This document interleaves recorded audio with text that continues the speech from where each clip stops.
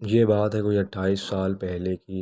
میرے ہاں دو جڑواں بیٹے ہوئے تو میرے شوہر نے ایک بیٹا اٹھا کر اپنی امی کی گود میں ڈال دیا۔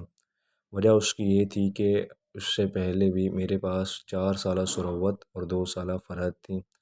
جہاں گھر میں دو بیٹیوں کے بعد دو بیٹوں کو پا کر خوشی کی لہر دوڑ گئی، وہاں میری کمزور صحت اور اوپر تلے کے بچوں کی وجہ سے دونوں چھوٹے بچوں کے لیے ہم سب پریشان تھے۔ میرے شوہر نے اپنی امی کی گود میں نعمان کیا ڈالا جیسے انہیں جینے کا بہانہ مل گیا۔ میرے سسر کی وفات اور سارے بچوں کی شادیوں سے فارغ ہو کر وہ اپنے آپ کو اب فالتو سمجھنا شروع ہو گئی تھیں اور اکثر ڈپریشن کا شکار رہتی تھیں۔ اب وہ دونوں بچوں کی مالش کرتی، دونوں کو نہلاتی اور کپڑے بدلوا کر سلیمان کو میرے سپرد کر دیتی تھیں اور نعمان کو اپنے ساتھ اپنے کمرے میں لے جاتی تھیں۔ 6 ماہ کے بعد نعمان نے خود ہی میرے دودھ سے منہ موڑ لیا تو اب وہ سارا ٹائم اپنی دادی کے ساتھ ہی رہتا۔ میں بہو ہونے کے ساتھ ساتھ امی کی بھانجی بھی تھی۔ وہ فطرتاً صلح جو اور امن پسند خاتون تھیں۔ ہمارے آپس میں معاملات بڑے ہموار تھے، لیکن اوپر تلے کے بچوں نے مجھے چڑچڑا اور غسیلا بنا دیا تھا۔ میں بمشکل سارے دن میں گھرداری سمیٹتی اور رات کو بڑی بیٹی کو اسکول کا پڑھاتی۔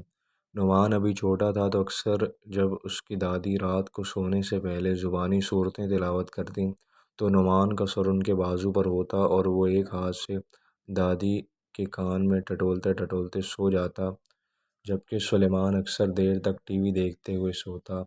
وقت جلدی ہی گزرتا چلا گیا، دونوں لڑکے بھی اسکول جانا شروع ہو چکے تھے۔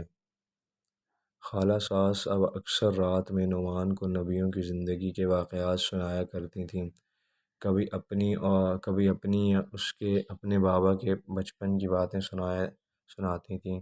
نعمان بہت دھیمی طبیعت کا ثابت ہو رہا تھا، لیکن اس کے ساتھ ساتھ پڑھائی میں بھی بہت زیادہ تیز نہیں تھا، جبکہ سلیمان کو میں خود اسکول پڑھاتی اور وہ بہت جلد پڑھنا لکھنا سیکھ رہا تھا۔ وقت کے ساتھ ساتھ خالہ آزاد کی صحت بھی کمزور ہوتی چلی گئی، جبکہ گھر کے مالی حالات اچھے ہوتے چلے گئے۔ میں بچوں کی تعلیم کے معاملے میں حد سے زیادہ حساس تھی۔ اب میرا زیادہ وقت بچوں کی پڑھائی میں صرف ہوتا، لیکن نعمان میرے بجائے اپنی دادی سے پڑھتا تھا۔ اس کی دادی سیدھے سادے زمانے کی انڈر بی اے خاتون تھیں، جبکہ میں نے فزکس میں بی اے کیا ہوا تھا۔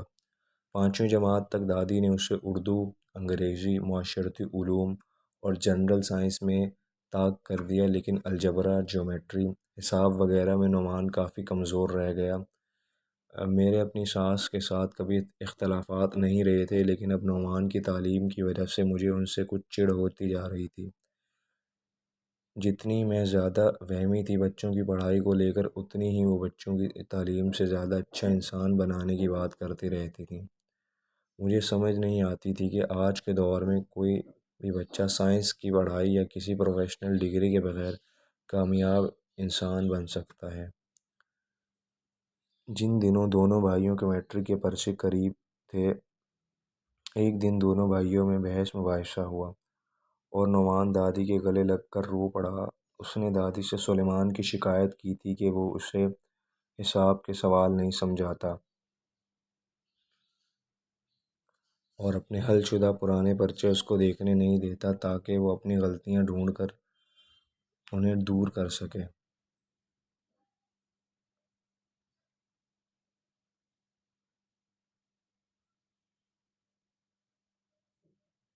جب میں نے سلیمان کو سمجھایا کہ بھائی کی مدد کیوں نہیں کرتے تو اس نے جواب دیا کہ میں اپنی کلاس میں کسی کو بھی اپنی کاپیاں یا حل شدہ پرچے نہیں دیکھنے دیتا۔ میں نے بڑی محنت سے اپنا کام کیا ہوتا ہے، یہ بھی اپنا کام خود محنت سے کرے اور مجھ سے کوئی امید نہ رکھے۔ تب بچے چھوٹے ہی تھے، اس لیے میں نے زیادہ نوٹس نہیں لیا۔ سلیمان انتہائی محنتی اور ایک نمبر کے لیے حریص اور کسی حد تک خود غرض ہوتا تھا اور مجھے اس پر فخر ہوتا تھا۔ ایف ایس سی کے بعد سلیمان انجینئرنگ یونیورسٹی میں چلا گیا، جبکہ نعمان کے نمبر کم تھے تو اس نے سادہ پولیٹیکل سائنس میں گریجویشن شروع کر دی۔ میری دونوں بیٹیاں بھی پڑھائی میں اچھی تھیں، ان کی شادیاں تعلیم ختم ہوتے ساتھ ہی کر دی تھیں۔ مالی طور پر اب ہم بہتر پوزیشن میں آ چکے تھے۔ سلیمان ہمیشہ ہمارا قابل فخر بیٹا رہا، جبکہ نعمان پڑھائی میں نہایت اوسط درجے کا طالب علم تھا۔ انہی دنوں خالہ ساس کو فالج کا اٹیک ہو گیا۔ اب میری صحت بھی اچھی نہیں تھی، لیکن نعمان نے میرا ساتھ بیٹیوں سے بڑھ کر دیا۔ ہر روز صبح دادی کا منہ ہاتھ دھلوا کر انہیں ناشتہ کرواتا اور ایکسرسائز کرواتا۔ اس نے اپنے ذمہ لیا ہوا تھا۔ دن کو میں خود انہیں دیکھتی، رات کو کھانا نعمان دادی کو خود کھلاتا اور پھر انہیں دن بھر کی روایات سناتا۔ ان کے معمول میں شامل تھا سیدھی سادی باتوں کا مزاح کا تڑکا لگا کر۔ جب وہ دادی کو قصے سنا رہا ہوتا تو اس کی دادی کے ساتھ ساتھ ہم بھی اپنے کمرے میں اس کی آوازیں سن کر بے ساختہ ہنس پڑتے۔ خالہ ساس کی میں نے میرے شوہر اور نعمان نے بہت خدمت کی، لیکن 1 سال کے اندر وہ چل بسی۔ وقت کچھ اور آگے سرکا۔ سلیمان کی انجینئرنگ مکمل ہو گئی تو اس نے مزید پڑھنے کے لیے باہر جانے کی ضد لگا لی۔ میرے شوہر کے پاس جو جمع جتھا تھا وہ انہوں نے نکال لیا۔ یہ عقل مندی کی کہ دونوں بیٹیوں میں برابر رقم تقسیم کر دی۔ سلیمان جلد ہی پڑھنے کے لیے امریکہ سدھار گیا۔ وہیں اس نے کچھ عرصہ پہلے اپنی پسند کی انگریز لڑکی کا ہمیں بتایا اور اب اس کی شادی کو 3 سال ہو چکے ہیں۔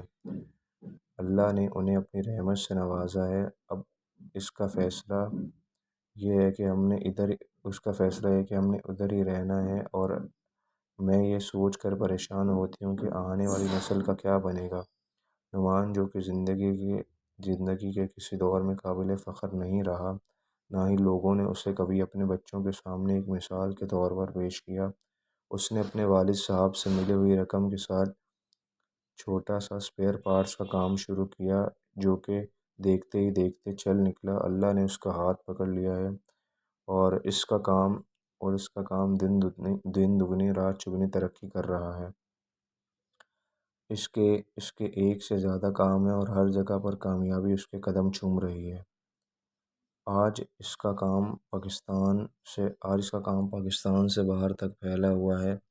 جب وہ اپنے کاروبار کے سلسلے میں پاکستان سے باہر جاتا ہے تو وہاں بات چیت کے لیے ایک ترجمان اس کے ساتھ ساتھ ہے۔ اس کی شادی میں نے اپنی نند کی بیٹی سے کی ہے، اور وہ بھی اللہ کی نیک بندی ہے جس کے پاس بے تحاشا مال دولت ہے، لیکن وہ ایک بڑی متوازن زندگی گزار رہی ہے، جس میں اچھا لباس، اچھا کھانا پینا، اس کا اپنا حلقہ احباب، ملازمین سے محبت، عاجزی اور غریب پروری شامل ہے۔ بچوں کو بزرگوں کی دعائیں اور ان کی معصوم سماعتوں میں راتوں کی تلاوت کبھی ضائع نہیں جاتی۔ آج میں سوچتی ہوں کہ زیادہ ڈگریوں سے یا زیادہ اچھی تربیت سے میں نے کس سے کچھ کھویا، میں نے کس سے کچھ پایا۔ تو امید کرتا ہوں آپ سب کو یہ ویڈیو پسند آئی ہوگی، اور اگر آپ کو ویڈیو پسند آئی تو لائک اور شیئر ضرور کر دیں، اور چینل کو سبسکرائب کر دیں تاکہ اس طرح کی مزید ویڈیوز آپ تک پہنچتی رہیں۔